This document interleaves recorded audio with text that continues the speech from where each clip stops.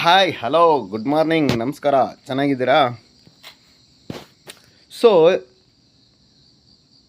ನನ್ನ ಚಾನಲನ್ನು ಸಪೋರ್ಟ್ ಮಾಡಿದಂಥ ಎಲ್ಲ ನನ್ನ ಸ್ನೇಹಿತರಿಗೆ ನನ್ನ ಹೃತ್ಪೂರ್ವಕವಾದ ಧನ್ಯವಾದಗಳು.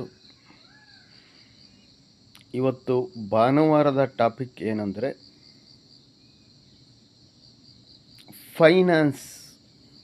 Finance structure.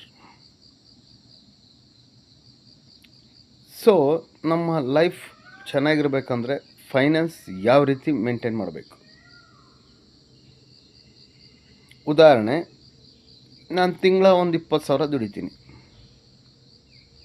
20,000 ದುಡಿದು 2 ಲಕ್ಷ ರೂಪಾಯಿ ಖರ್ಚು ಮಾಡಿದರೆ, 2 ಲಕ್ಷ ಸಾಲ ಮಾಡಿದರೆ ನಾವು ನೆಮ್ಮದಿಗೆ ಲೈಫ್ ಸಾಧಿಸ್ಬೋದಾ? ಜೀವನದಲ್ಲಿ ನೆಮ್ಮದಿಯಾಗಿರಬೇಕು, ಸುಖವಾಗಿರಬೇಕು, 4 ದಿನ ಬದುಕಬೇಕು ಅಂದರೆ ಕನ್ನಡದಲ್ಲಿ ಒಂದು ಗಾದೆ ಹೇಳ್ತಾರೆ, ಹಾಸಿಗೆ ಇದ್ದಷ್ಟು ಕಾಲು ಚಾಚು. ನಮ್ಮ ಶಕ್ತಿ ಅನುಸಾರ ನಾವು ಬದುಕಬೇಕು. ದುಡಿಯೋದು ನೋಡಿದ್ರೆ 5,000 10,000, ನಾವು ಖರ್ಚು ಮಾಡೋದು 50,000, ಎಲ್ಲ ಸಾಲ ಮಾಡಿಬಿಡೋದು, ಆವತ್ತಿಂದ ನೋಡ್ಕೊಂಬಿಡೋದು, ನಾಳೆದು ನೋಡೋಣ ಆಮೇಲೆ. ಈ ಒಂದು ಮೆಂಟಾಲಿಟಿ ಯಾರಲ್ಲಿ ಇರುತ್ತೆ ಅಂದರೆ ಬಿಲೋ 35 to 45 ಇಯರ್ಸ್ ಇರೋರಿಗೆ. ಸೊ ಇದನ್ನೆಲ್ಲ ಬಿಟ್ಟಾಕಿ ನನ್ನ ಶಕ್ತಿ ಅನುಸಾರ ನಾನು ಬದುಕಬೇಕು. ನನ್ನ ಶಕ್ತಿಯ ಅನುಸಾರ ನಾನು ಬದುಕಿದಾಗ ಮಾತ್ರ ಜೀವನ ಚೆನ್ನಾಗಿರುತ್ತೆ.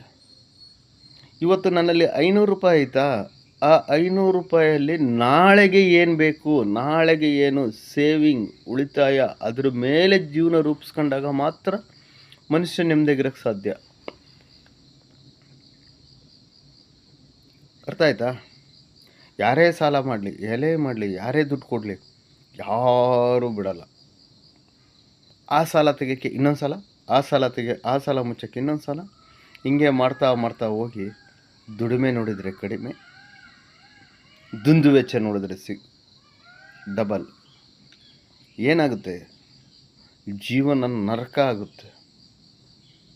ಮನುಷ್ಯ ಓಡಾಡೋದು ಕಷ್ಟ, ಉಸಿರಾಡೋದು ಕಷ್ಟ. ಎಷ್ಟು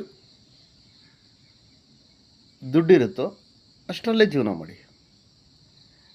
ಮುಂದೆ ನಿಮ್ಮ ಫ್ಯೂಚರಲ್ಲಿ